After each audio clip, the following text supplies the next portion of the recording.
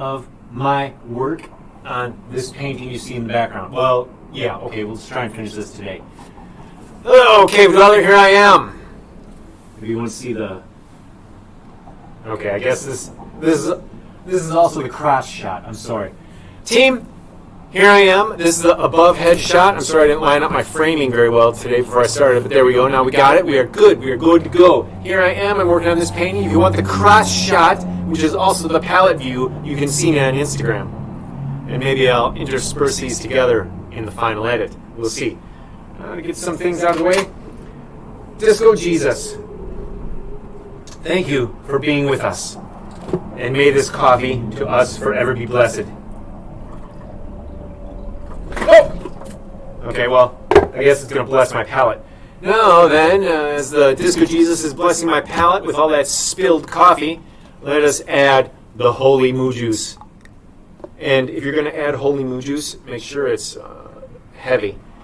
Heavy on the moo. But don't call it moo juice because that's ridiculous. Nobody in Wisconsin says moo juice. Except babies. Step one in drinking the moo juice is to not spill it all over your palate. That's all right. My palate, it's not my palate, it's my butcher's tray where I keep my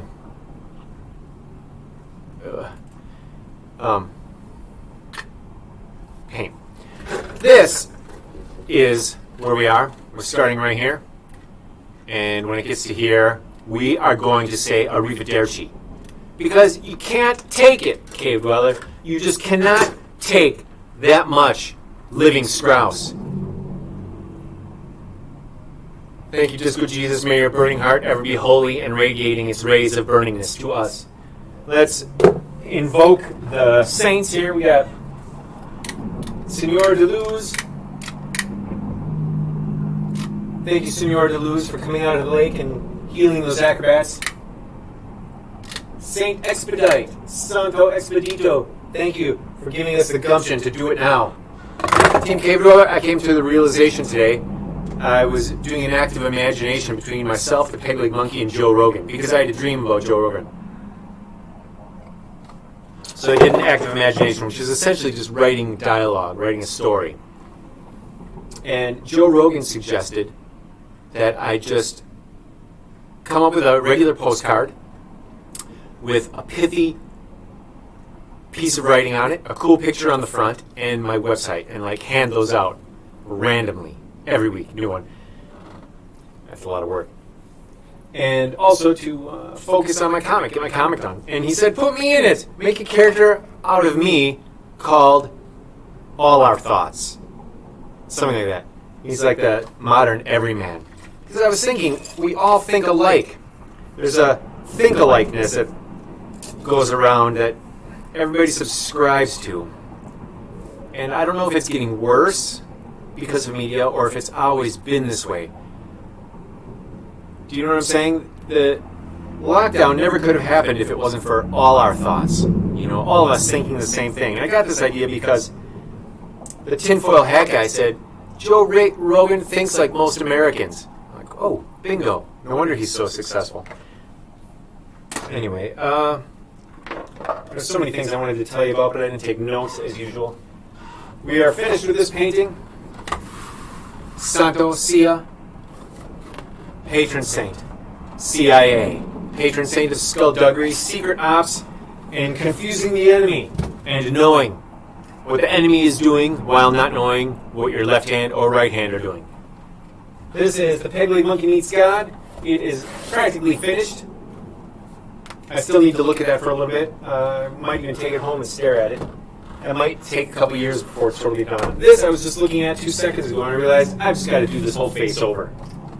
I just got to put white paint on it and do it over because it's just not working. And when it's not working out, I can't fix that. Well, it's not working out. I love the green earring, the green eye, but so this is all a miss. So I'm going to miss it up with my Liquitex Basics white paint. Liquitex Basics are great because they don't have a huge pigment load. which means they're full of filler. Boom, that means transparent. Although it does not necessarily mean transparent because the filler could be opaque white polymer. Why would anybody sell a tube of opaque white polymer? Utrecht has a tube next to their white and between their white and their clear medium called opaque white polymer. And I called up Utrecht and I'm like, hello Utrecht, what's with opaque white polymer? Can you explain that to me? And the banana gets on the other end of the phone and he's like, well, it's in case you wanted to paint something white. Come on, dumbass. That is the stupidest thing I've ever heard in my life. I can see it turning amber in the sunlight on the store shelf. These people are not artists. They're phone talkers. Add some water to this. I'm a little bit timid with this because I don't necessarily want to just obliterate the whole thing, but it just needs a lot of help, and this whole area is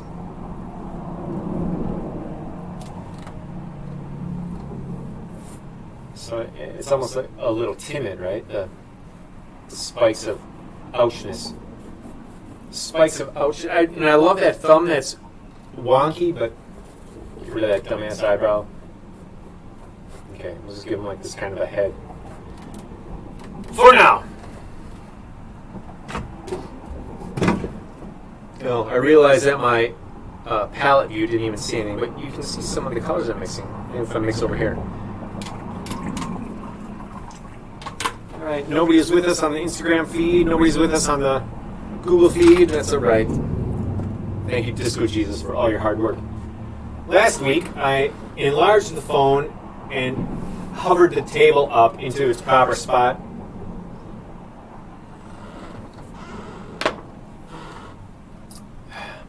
I really liked the table when it was in the wrong spot because it was weird. I'm undecided. I'm going to fill this in somewhat and then see if I keep them both.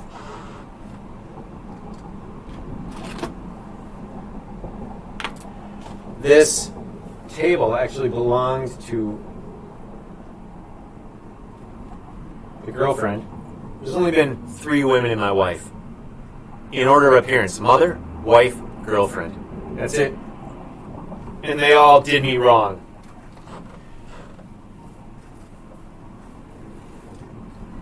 And I might say, your mother carried you for 9 months in discomfort. And I'm like, yeah, and she paid me back for that.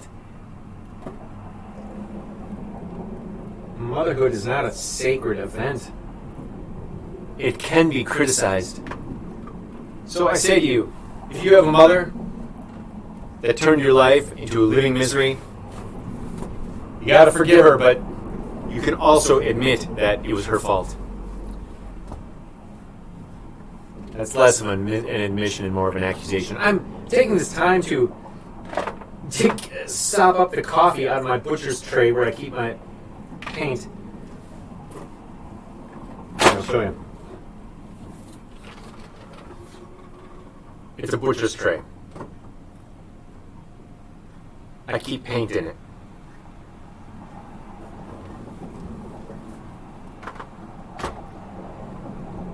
Now then. Okay, let's get back to business here. We got the gods and goddesses. Might as well light this tea candle. I mean, what the heck, why not? We got it. Okay, this tea candle will be in honor of all our homies on the inside. On the inside of the United States Navy. I don't have any homies in there anymore. They're all discharged by now, even if they were lifers. Cavedweller, I am so freaking old that even if I had buddies in the Navy who turned out to be lifers, they're retired now and living like kings in PI, known as Philippine Islands. Bastards. I should have stayed in. Okay, we got Monkey Laundry Blonde. Let's put some okay, first things first. Table. Focus.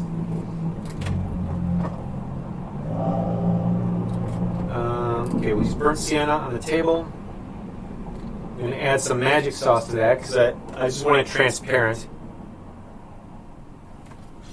Magic sauce. The great thing about Magic Sauce is its transparency. This will be so transparent that you may not even know that I've done anything. Look at that. It's just a hint of color. I should actually add more because of this big dribble that I put on there on accident, but I don't know. We'll see. I gotta add more on this part. We'll see if the big dribble looks all right.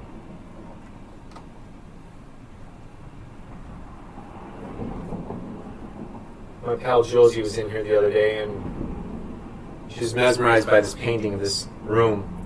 I don't know why. I wish I had the eyes of other people sometimes, because I don't know when my work is awesome and when I'm overdoing it. You know, and I guess that's the same thing. I don't know when it's not awesome. When it's awesome and I'm still working on it, I'm probably overdoing it and wrecking it. And then when it's not awesome and I'm working on it, I mean, I don't know the difference. So I just gotta use Daddy-O because the muse knows. I just have to trust my soul. There's times when I trusted other people, and I have some paintings from that are all right, but they're not great, and they're gigantic. They are freaking-gantic. 8 feet long.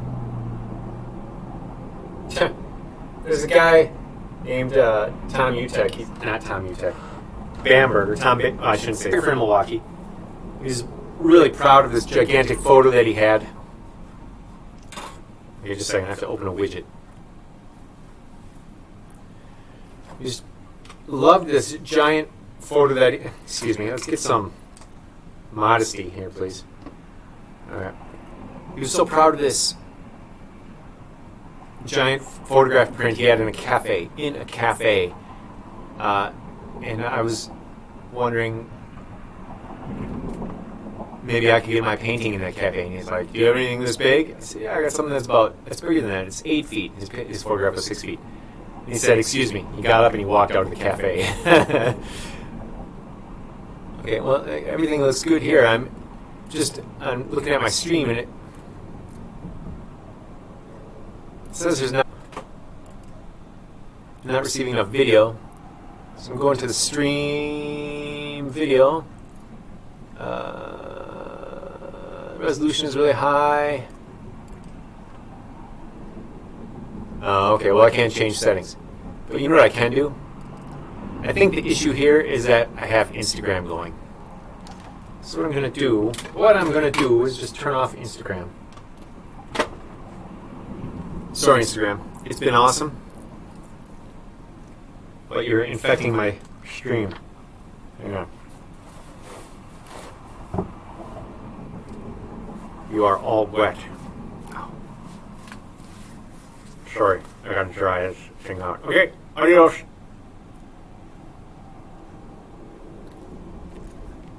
Now I have to download a video. What error? Come on, dude. Okay, well, it's just off for now. Instagram. There's a problem with every app. There's no perfect app. The perfect app would let me stream. It would tell people I'm streaming. People would come and watch my stream, and then I would be able to download and keep my video. And it would automatically store my video so people would see my past streams. Instagram doesn't save or store. Everything's a hassle. Periscope, sometimes it'll turn out good, sometimes I download it and it's all fragmented. Let's just stop complaining. Let's get to this painting. Okay, we'll see what that does. In the meantime, I'm adding some sauce to the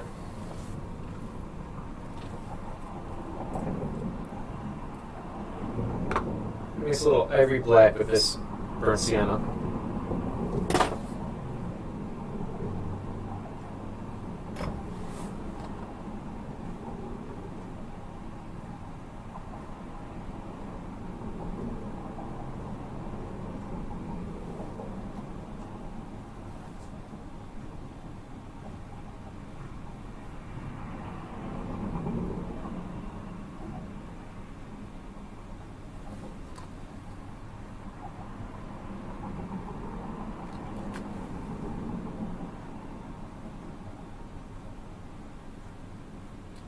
Anime report, Cavedweller. Last night I watched the entire first season of Knights of Sedona. It's your typical middle school boy coming of age. The Japanese are obsessed with high school and middle school. There's so many scenes in their anime that's, and it may just, I've got to read something to you, but it may just be the export, and is limited. But so many of these shows revolve around school life. There's scenes where they're in the classroom all the time, and then the society of the classmates and of the actual class itself it's in everything. Let me read something to you.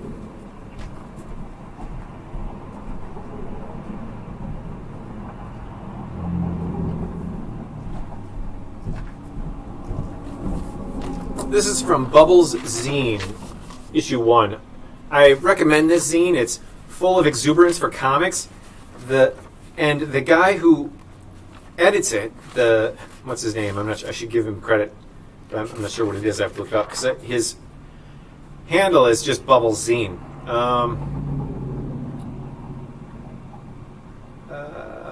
not sure what his name is in here. I'm not sure where his name is found. All his contact information says Bubbles Zine, Bubbles Fanzine. So he's very enthusiastic, but he's an inexperienced writer. That's all I'll say. He's not the perfect editor. He wastes time with words at first. But he interviews a translator who was famous in Japan for translating William S. Burroughs. And what he found out from this guy is that this guy was translating horror comics, and he translated a thing called Hino horror. Hino is a manga artist in Japan. You may have an example in here. And no, he doesn't. But Hino is very childlike. The drawings are friendly and cute and stuff like that, but they're also very horrifying, like a kid with a mouthful of maggots, but yet it's so cutesy. And I loved it when I saw it as a 30-year-old, but he says, the translator says, when they wanted me to do Hino, I wasn't sure what to make of it. The U.S. market was already introduced to newer manga anime like Akira, so why would they want to do a much more primitive manga like Hino?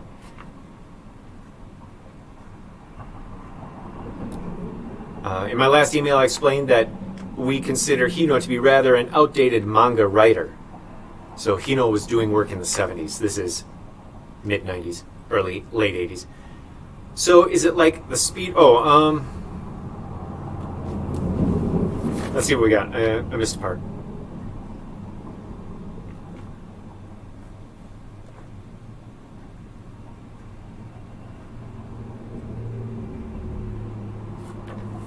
Okay, well, I can't find it. We'll see if he talks about it here. So is it like the Speed Racer thing? Does the U.S. market consider it to be campy humor or as a genuine horror? Hino, not Speed Racer. Do they just like the gore horror kind of picture? I remember talking to my girlfriend at the time about this, and she said, Hino? Oh, this scary kid stuff? Why would... Oh, but well... For American level of sophistication, maybe this is just about the right level of development. Condescending, but I understood and agreed to what she meant. I was more worried than excited. Wouldn't this be too childish for the American market? Wouldn't they be offended? Would they even look twice? I was relieved to see the good reviews, but was also slightly disappointed that you, Americans, actually took it seriously. This is the trouble. In America, to us, everything, the imagination of the Japanese is so fresh and exuberant and wonderful, we eat it up. We love it all, right? I mean, it's the popularity of Hello Kitty, the Sanrio characters, and Sailor Moon and stuff like that. But we don't give credit to anything more thoughtful in the same genre, the genre of animation and comics. So therefore, when Netflix goes to Japan and says, make us anime, they probably request shoujo and shonen type work more so than anything adult. So it could be just what we're seeing versus what's actually available. Though school life must be very traumatic or full of nostalgia that they love it so much that it's in everything. So even in Knights of Sedona, they're in space. They're on a giant cylindrical space station that looks like the barrel of a gun with an asteroid wrapped around the back end of it. And they're being attacked by a mutating monster. And of course, there's a child prodigy pilot. Comes out of nowhere, takes over, kicks ass. Everybody loves him, but he's shy and he's humble and he's insecure. Meanwhile, the secure guy who's sure of himself doesn't get any breaks. It just gets treated like crap. And even though he deserves to be promoted, this new kid out of the underdwelling area just gets his mecca, like for no reason. It's not even explained. They find the kid. He's in the hospital. He recovers. They instantly put him in the top kick-ass star power mecca. And the guy that worked all his life to get there is like, what? What? But he's the villain. So even though he deserved it, he's still the villain. In the end, they kick ass, but they capture a sample of the alien, and it's taking on the form of the hotshot underdweller new kid's girlfriend. And then they save the day. Episode 1 of Season 2, the villain is taken over by a bug that enters his eyeball that is genetically engineered by an ostracized scientist that was put in some kind of like containment. It's not quite explained, but I think it's like they downloaded his memory and killed his body or something like that. And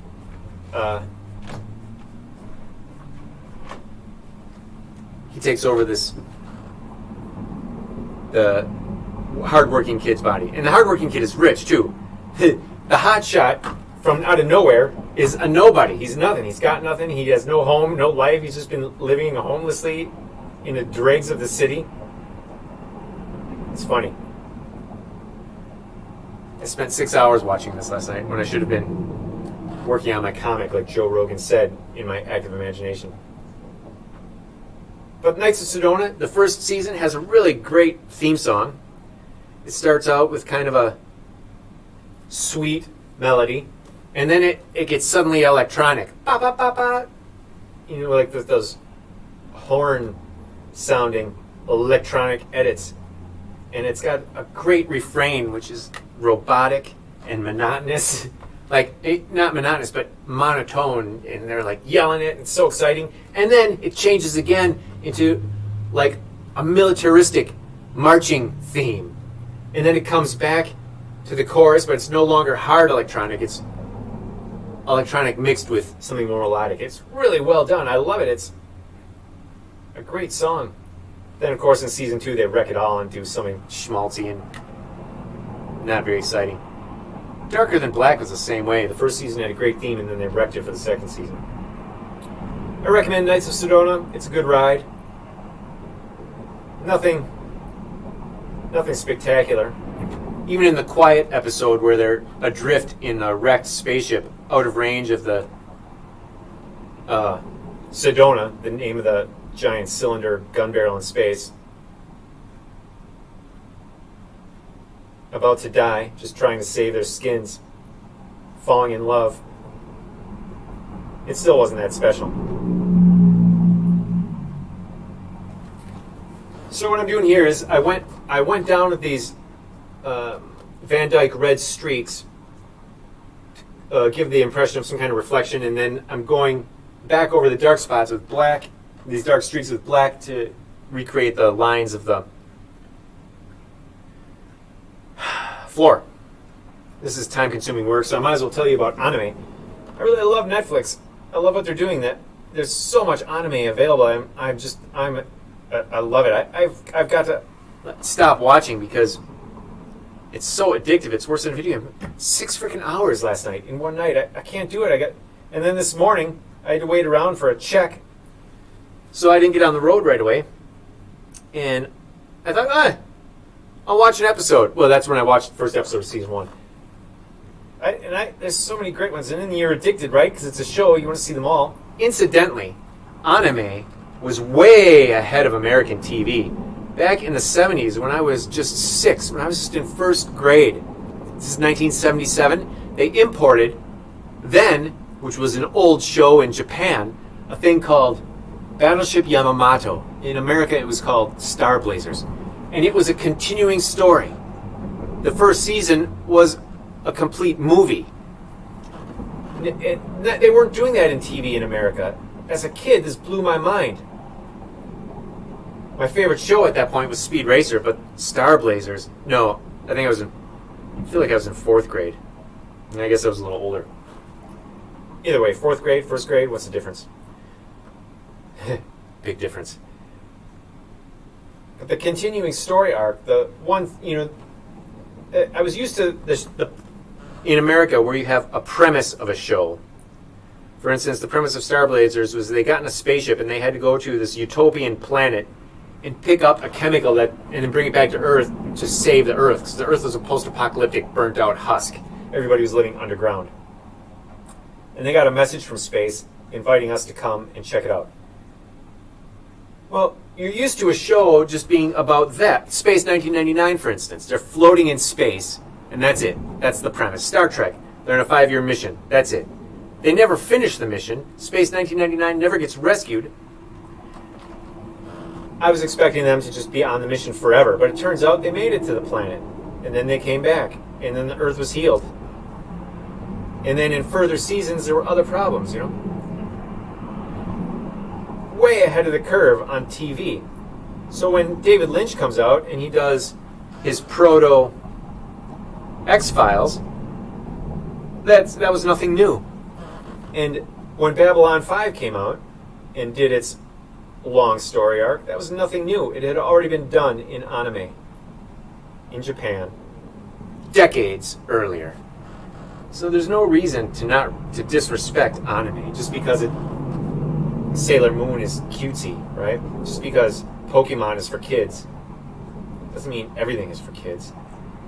And that also doesn't mean that kids can't enjoy things that are very sophisticated. There's a shoujo, or a shonen called... Shonen means boys. Shoujo means girls. Typically middle school age. Early high school. There's a great shonen called Death Note. And it's about the cat and mouse between a murderer who kills people using a death note, which is a notebook where you write somebody's name in and they die. And it was dropped to Earth by a god of death. A kid finds it, a high school kid, and he's using it. Once again, the high school motif. But the kid's a genius, and he's got an axe to grind against society. So he starts killing off criminals. So many criminals die of heart attacks that they get a detective after this killer, who's just named Kira, which is a Japanese pronunciation of killer. And then the rest of the manga is a cat and mouse between these two geniuses. It's fascinating. If that's their kiddie stuff, if that's their kid material, imagine what their adult anime is. And that was a show based on a comic book, which is well done, very well done. But my understanding of the comic book is it had a short run because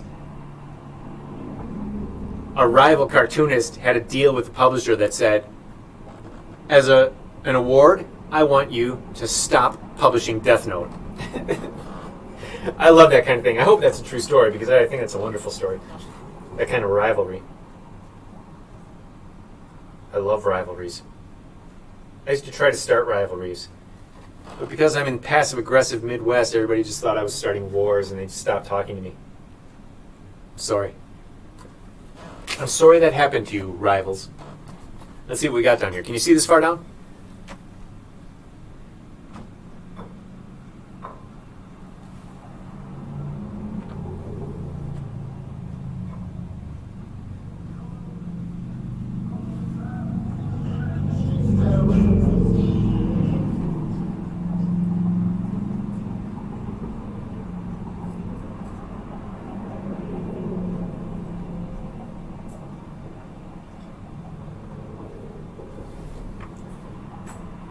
new brush. I should have ordered brushes. The other day I ordered some supplies from Amazon, but not brushes. I'm so used to using the same brush all the time.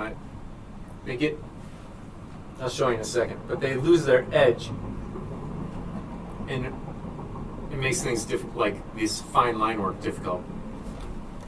Can you see that? There's the edge. Put it in front of my face. So you see those fine hairs flying off? Those curlies? It should be sharp. All right, I want it to approximate this. Now even this one is used up. Well, you can't even, that doesn't, see how sharp that looks? It's nylon.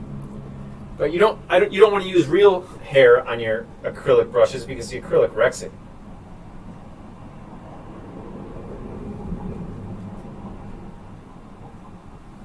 Anime is the best. I just love it so much. It's very inspiring. It inspires, and the thing I love about it is all the anime that comes to America, it's all, young man comes of age. Every story is young man comes of age. He discovers something within him and exploits it, and it becomes everybody's hero. There's got to be other stories, but there's so much great variation on that theme. It's just so amazing that they're so creative. The Japanese are so creative. They can just take that theme and redo it endlessly. I love it. And for instance, Knights of Sedona, it's a giant mecha. It's a mecha suit anime. So they fly around in these spaceships that are actually, they're like giant suits of armor. Knights. But they're also fighter craft. And, they start out with a spear in space. They have to shove a spear through the brain of the alien. Nothing else will kill it. And then they develop bullets that are made out of the material that the spear was made out of, that they harvested in some kind of outer space architecture. And once they do that, then they have these giant cannons, handguns. It doesn't make any sense. Giant mecha anime makes no sense. But it's so wonderful. And again, like shonen, it's endlessly innovative.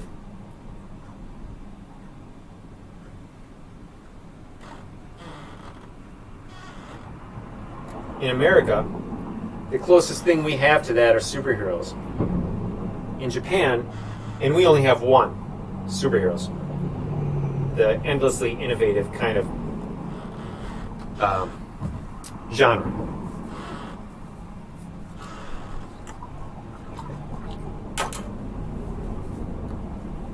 Japan goes way beyond that. They have many genres where they are endlessly innovative, telling these stories.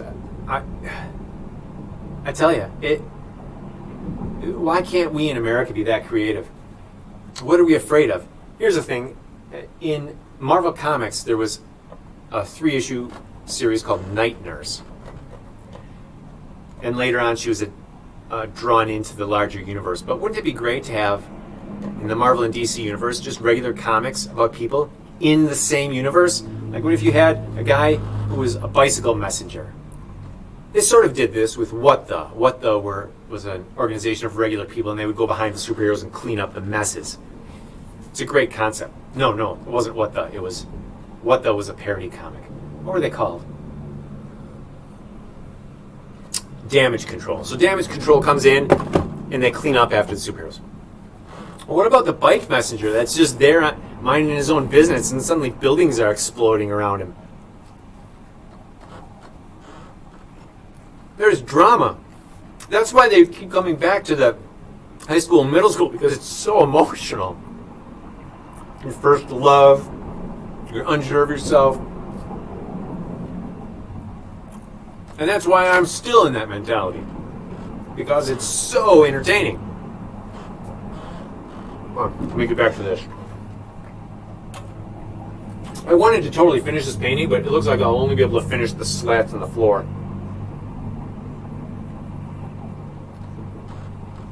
I apologize for my lack of entertainment. I was going to say, I was going to make this video made for kids, but I was informed by YouTube that if I do that, comments will be disabled. I gotta tell you, I really don't like how they're over-mothering everybody. When YouTube came out, it was just wonderful. And that was relatively early in the days of the internet. That was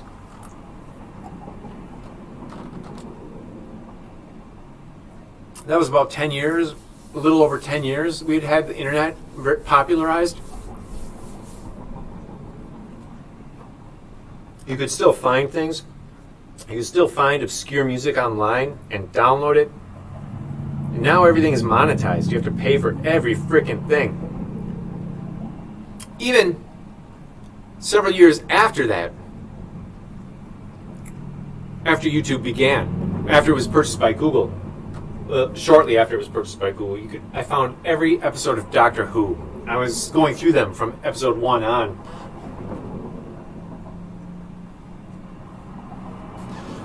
It was just the greatest. But no, those days are gone. You got to buy everything now. It didn't take them long either to crack down and lock down. I remember one day I was watching on a free download torrent site. I was watching a show recommended by my lawyer called Chuck, some sci-fi CIA show.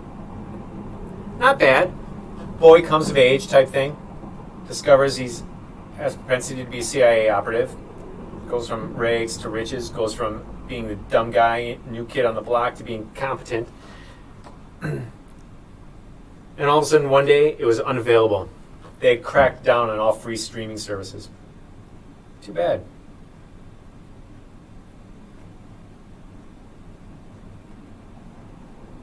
I don't think the creators really care. The creators' cut doesn't come from endless broadcast. Their big money comes from, well, I don't know what I'm talking about, but I'm just assuming that their big cut comes from going on tour and speaking gigs.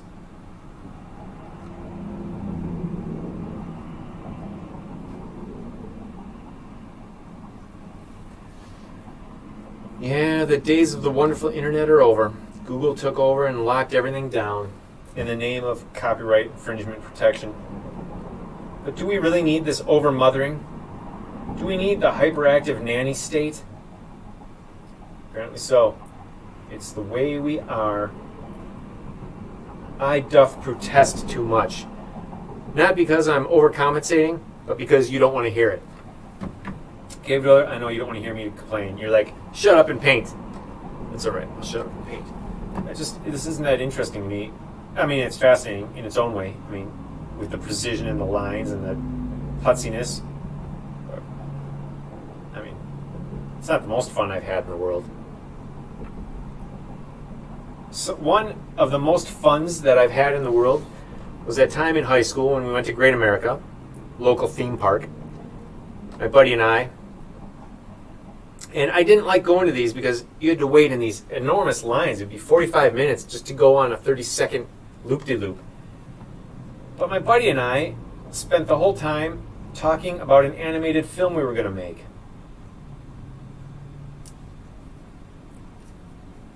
And it was awesome. It really made the time fly.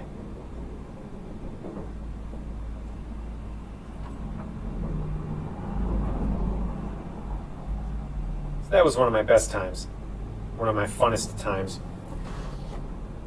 The rides, I don't even remember the rides. All I remember is talking with my buddy about what we were going to do in our animated cartoon.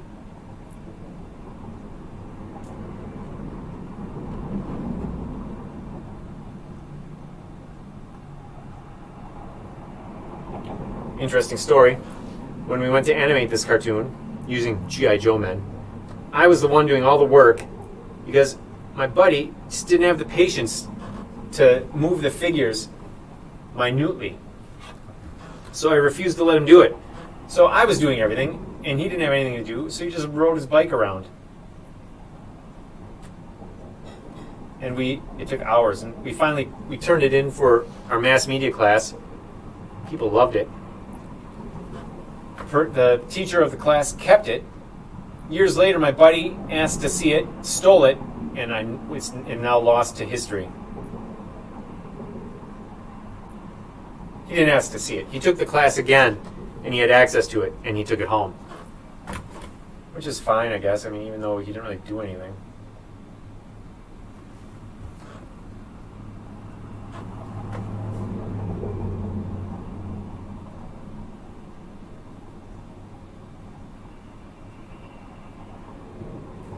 That's where the video making bug bit me.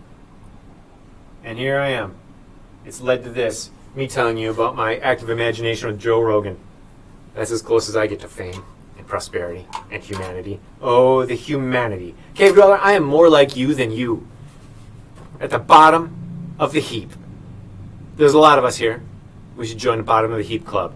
Make our own movies, our own comics, and distribute them amongst ourselves outside of the internet, because the internet will want to crack down and get their cut off of our cut, which means we'll get a smaller cut. Screw those jerks, I say. Yes, I know. Hey, hello. YouTube, listen up. I'm talking to you. Okay, so those lines are done. And it looks better. The lines overlapping, the shine, which is the shadows coming down, makes the shadows coming down look like shadows coming down. Now then, I'm leaving this table in. This is still tacky. Montgomery Blanc here needs some help. And I was going to make him darker. Let's use this burnt sienna. Well, I guess we're using black. All right, burnt sienna, black, whatever. What's the difference? And transparency, made by Magic Sauce. And we do it on this plane of his face. Yes, everybody, this is Montgomery Blanc's face. Whoa, looks dented. Weird.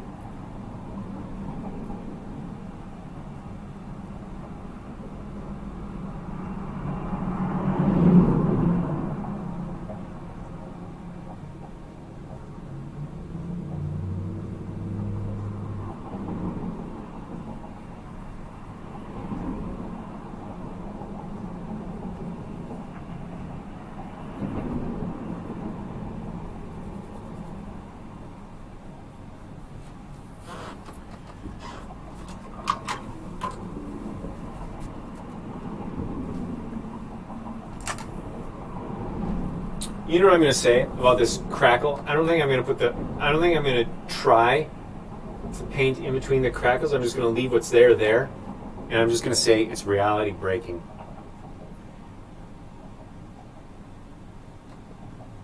I mean, that's what it represents. But I'm just going to say, yeah, that's why I did that. Even though I had to cover it up. It used to be all black. Okay, so now this is alright. I got to create the planes on this surface. And I've been using these layers, but the layers just aren't coming out. They're not right. They ain't right. So what am I going to do to make them right? It's because I keep going over the white, and the white is improperly mixed.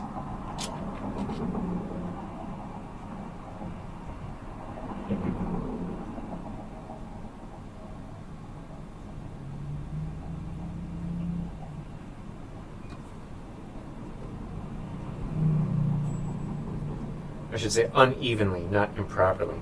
Well, what's the difference? For this purpose, there's no difference. This is where the light is hitting.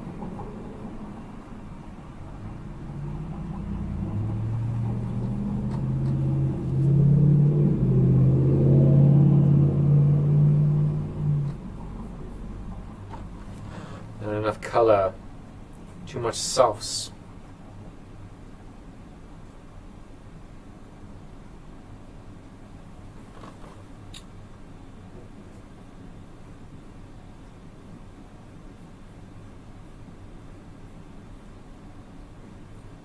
Anime is inspiring to me, and it makes me look at my own writing and almost give up in despair.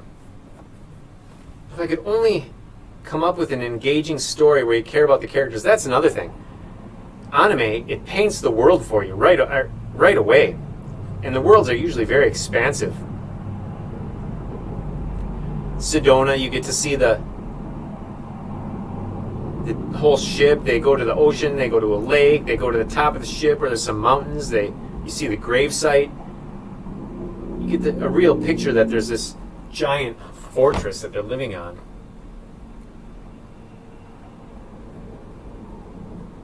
And then, on top of that, all the characters come to life. They all have their different desires.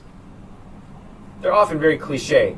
Like there's the girl that's chasing the boy around, and he doesn't really notice her, or the boy that discovers the other girl and falls in love.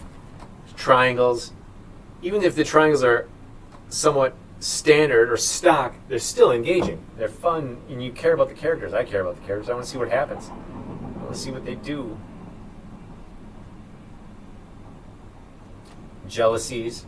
Like, for instance, the kid who worked his whole life to be the best pilot and get the best mecha, and then he's just like shoved aside by this nobody.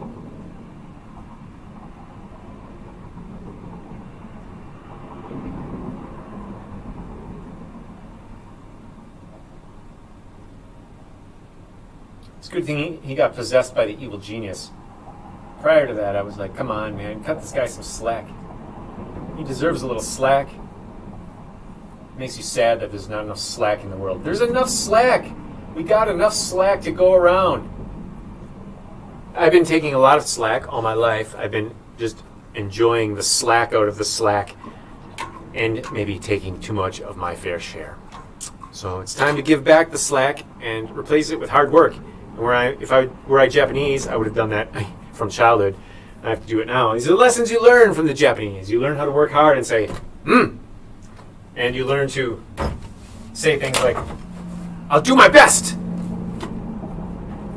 I'll do my best.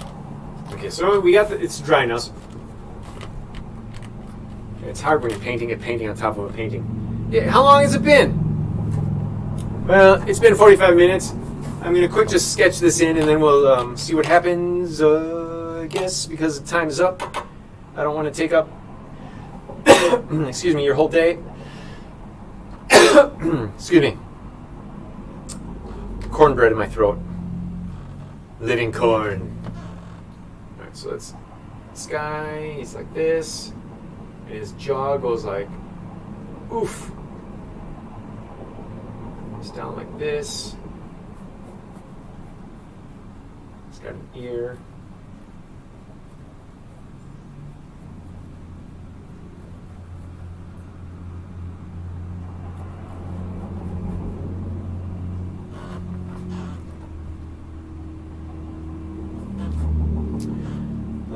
I need a darker color.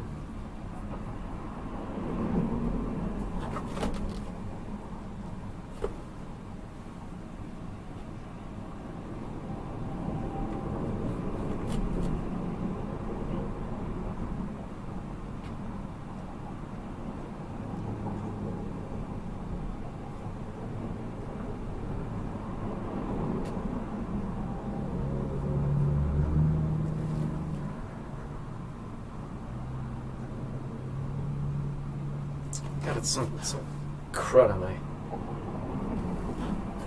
Okay, so his jaw comes out. Ugh.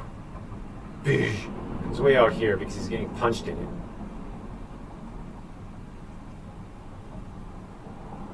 His lips come out. His eye. Yeah, we'll make this his forehead. Make this his other eye.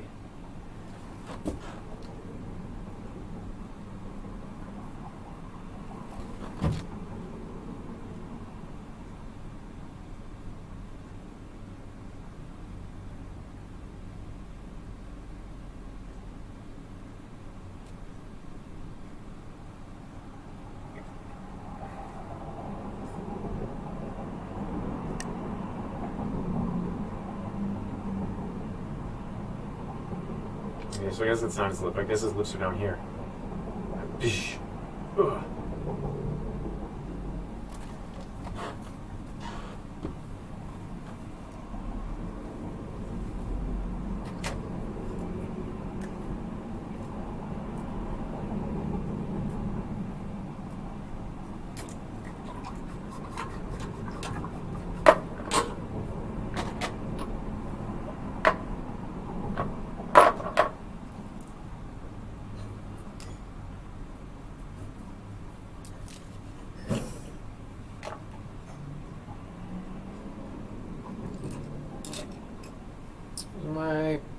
Where's my lining brush?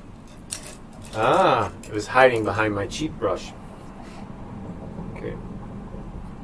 Well, one thing I learned today, Cavedweller, is that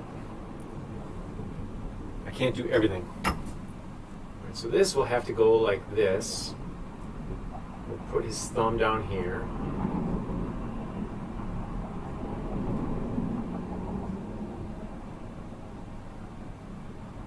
Boom. Down. Fingies. My fingies go like this.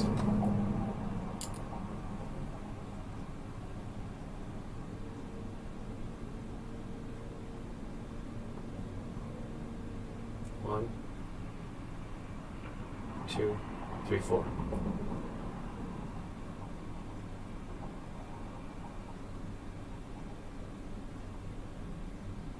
Two, three.